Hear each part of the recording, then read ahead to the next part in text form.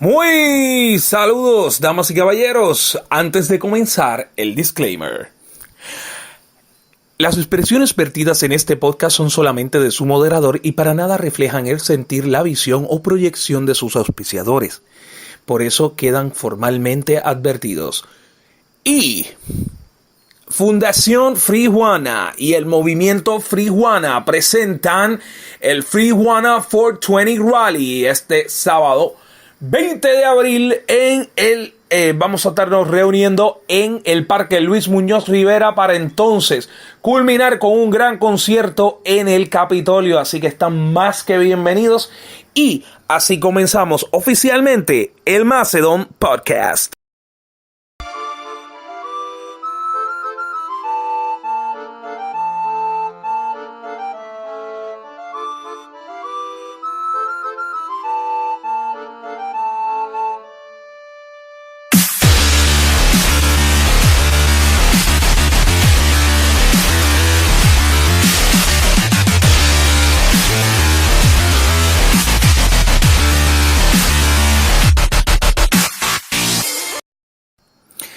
Bienvenidas y bienvenidos a lo que es el Macedon Podcast, y aquí quien les habla es Marcel Macedon Cruz, y esta es una edición muy especial, especialmente para mí, porque estamos hablando de que esta es la edición 420 2019 del Macedon Podcast, y obviamente es la edición 420 porque lo que es el podcast per se, este es el podcast que se está grabando para esos efectos, pero muy importante, esto un poquito más allá de lo que es el auspicio, va a haber, vamos a tener varias transmisiones, ¿verdad? Tanto de la página del Macedon Podcast, vamos a estar también a través de la página de la Fundación Free Juana, vamos a tener un montón de cosas, vamos a tener muchas sorpresas esta semana, vamos a tener un Macedon Live muy especial con una gran sorpresa, que eso lo estamos cocinando, y ese Macedon Live esperemos que esté saliendo para el jueves. Así que básicamente lo que tenemos ahora mismo es básicamente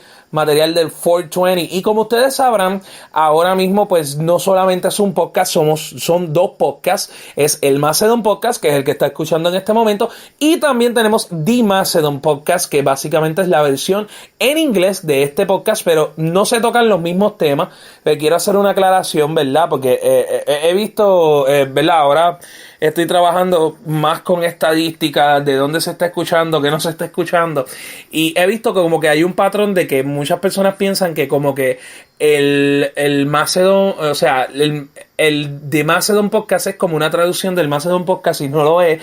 Básicamente siempre se tocan temas distintos. Arrancamos el Macedon Podcast hablando de lo que es la historia del podcast, que me gusta, que no me gusta, podcast que yo recomiendo, qué sé yo. En el caso de Macedon Podcast empezamos hablando de lucha libre, porque básicamente se transmitió el primero inclusive que el mismo Macedon Podcast, el día de WrestleMania, en el año 2019, WrestleMania 35. Así que nada, yo quiero empezar este podcast porque como lo dije en el podcast pasado, y lo repito en este, pues obviamente estamos tratando de que los que son los rants, lo neurótico, bajarle 2 por lo menos. Entonces, por eso es que quiero empezar donde básicamente terminé con The Macedon Podcast. By the way, ¿cómo terminé con el de inglés? Porque en el caso de The Macedon Podcast estuve hablando de lo que es la industria en Puerto Rico, lo que ha sido ¿verdad? Toda esta prensa negativa que algunos medios en Puerto Rico se han dedicado a estar repitiendo como el papagayo. Y básicamente, por eso quiero para entonces entrar en los buenos detalles de las buenas nuevas, por así decirlo. Entonces, es muy importante, ¿verdad? Estuve hablando de que básicamente, pues en meses recientes, lamentablemente, algunos medios en Puerto Rico han cogido como que una particular costumbre de atacar a lo que es la industria del cannabis. Muchas personas se han acercado a mí con varias de estas piezas y me han dicho, pero tú piensas que esto es como que para que volvamos a los tiempos de antes. Yo honestamente pienso que no. O sea, yo honestamente pienso que no, pero eso vamos a ir un poquito más adelante, no nos adelantemos. Vamos a hacer un recap. ¿Ok? Vamos a hacer un breve recap. Así que... sí, así mismo, recap. Lo que vamos a hacer es lo siguiente.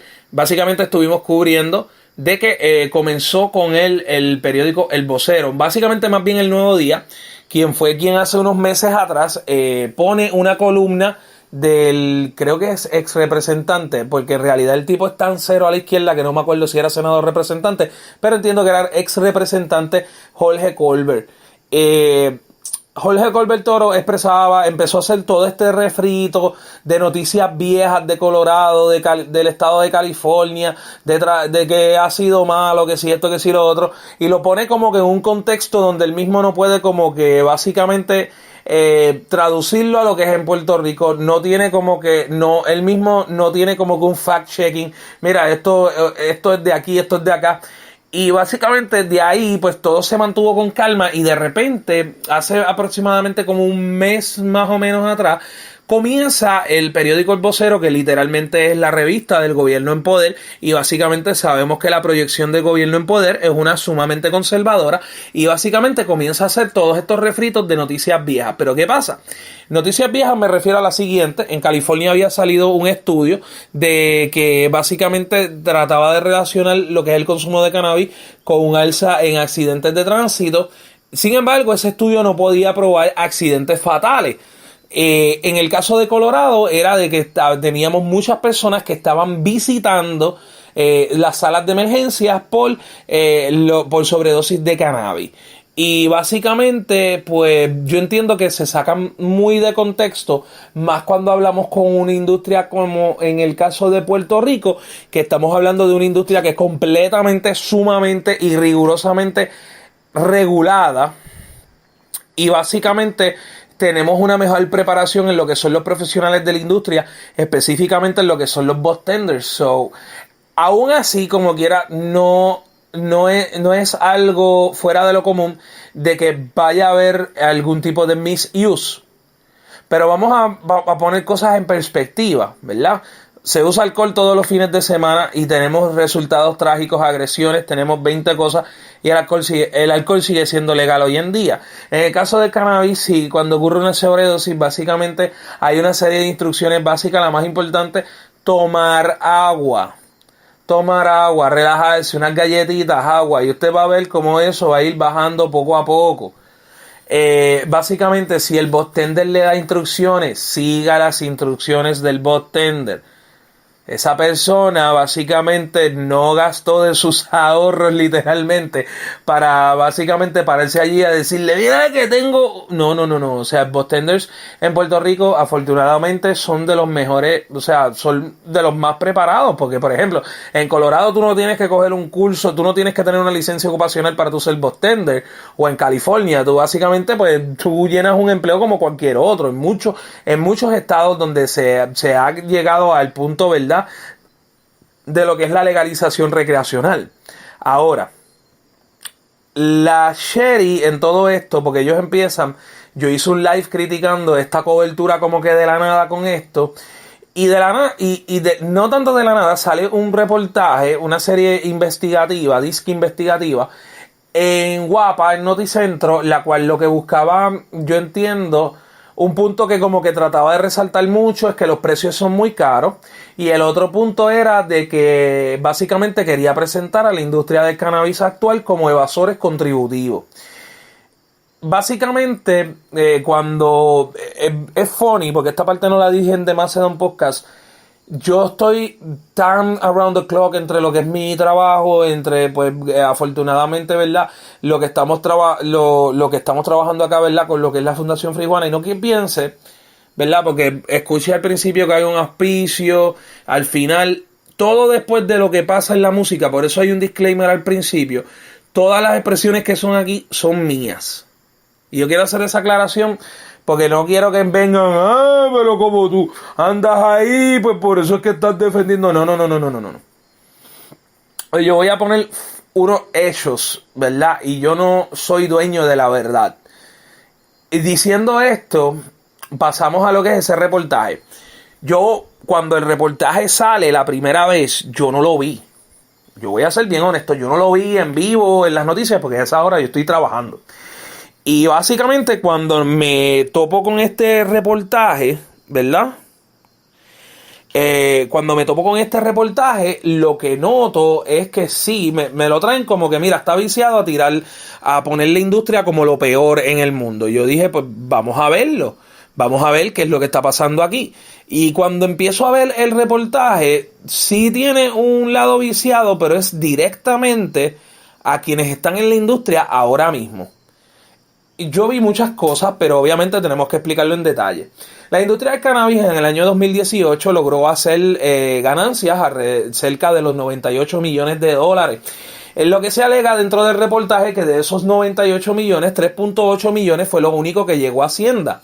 Lo que no le dice el reportaje a ustedes es la deficiencia en Hacienda y no les da un pequeño recordatorio de muchas navidades, muchas ventas de Black Friday, donde Walmart, para darles un ejemplo grande, prefería pagar multas antes de pagar el IVU. Walmart conoce las debilidades en cuestión de lo que es el sistema de recaudo de Puerto Rico y básicamente yo le puedo decir, desde el pequeño comerciante que tiene un puesto de limonada, no estoy diciendo que sean todas y todos, y hasta el comerciante más grande comete errores con el IVU y no es porque necesariamente sea un evasor contributivo, es simplemente porque a menos de que tú tengas como que algún tipo de pool político en tu contra, de que tengas operativos de Hacienda cada rato, básicamente Hacienda no hace nada.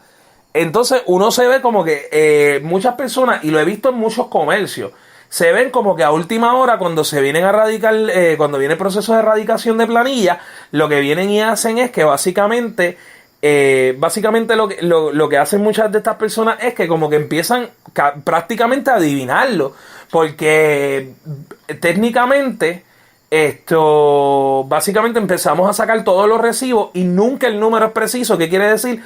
Que no es culpa de ningún comerciante en ninguna industria. Básicamente el IVU nunca se recauda completo por la deficiencia operacional del Departamento de Hacienda.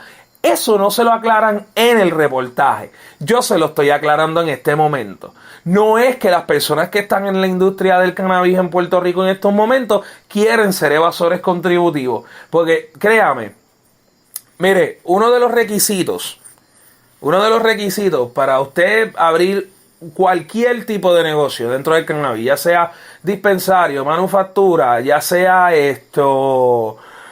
si se va por un cultivo o cultivo, dispensario, combinación, lo que sea, usted tiene que demostrar tener un poder adquisitivo y no porque tiene que demostrar que usted sea rico, sino que usted operacionalmente puede aguantar el embate, porque básicamente, y esto no lo digo, hay muchos estudios, muchos reportajes sobre esto, que básicamente la mayoría de las empresas en cannabis hay que tener, primero que todo, hay que tener valor de verdad.